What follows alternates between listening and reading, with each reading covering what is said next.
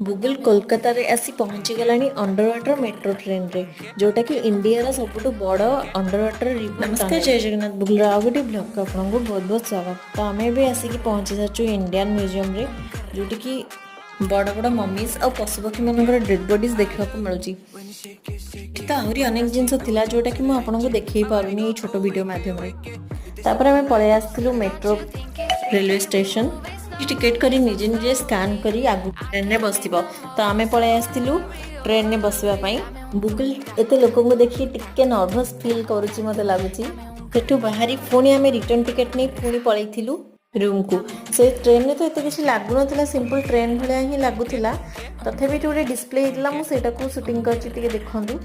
पानी भीतर दे ही आमे जाउथुलु। जेहेतु अधिक लेट हेतला तो आमे खाइबा पार्सल नै पळे आस्थिलु रूम रे खाइबा पई। जदि आपन के वीडियो टी भल लागि थाए तबे लाइक शेयर सब्सक्राइब करबे। रहूची, जय जगन्नाथ।